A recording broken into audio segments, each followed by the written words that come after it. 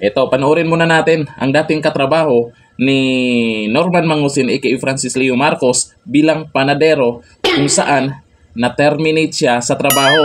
Sana Yung mga nagsasabing mayaman talaga yan, ito ang katotohanan.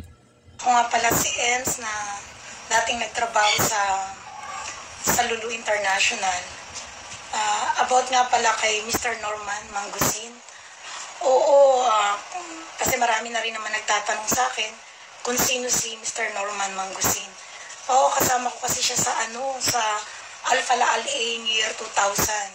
Kaso, yun nga lang, maaga siyang na-terminate dahil nga sa GM namin. Pero okay naman siya, mabait naman siya eh. Yun nga lang, ganun talaga yung ugali niya. Pero ang totoo talagang pangalan niya is Mr. Norman Mangusin. Tama nga si Norman Mangusin ha. At paalala, may mga dokumento din na lumabas kung saan nagpapatunay na dati siyang panadero. At ito, kasamahan niya sa trabaho.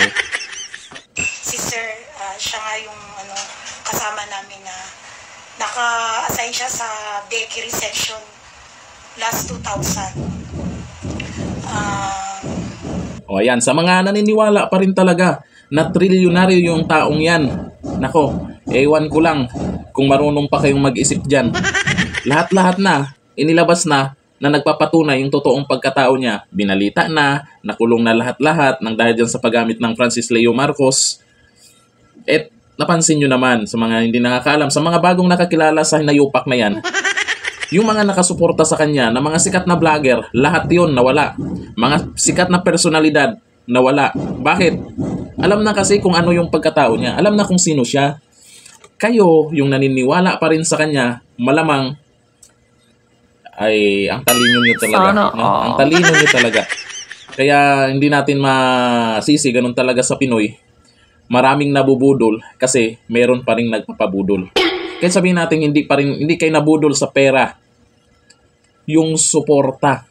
Gaya sa amin dati, akala namin Marcos yung hinayupak na yan.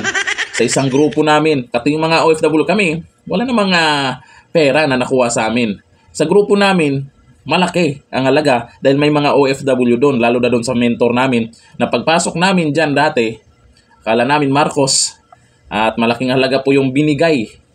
Kalahin nyo binigay ng mga kasamahan naming OFW, lalo na yung mentor namin. Yung pamamaraan niya, professional na paraan. Kaya kung nabuking siya, hindi nyo pwedeng sabihin, pwede nating kasuhan. Bigay nga, dahil akala Marcos siya. Yun na nga talaga. At eto na. Siguro naman mas maniniwala kayo sa pagmumukha ni ate kaysa pagmumukha ni Francis Leo Marcos. Nakakala nyo, Francis Leo Marcos talaga. Norman Mangusin. Sabagay, hindi nyo talaga tatanggapin yan. Kasi, kayo, ganun lang yun.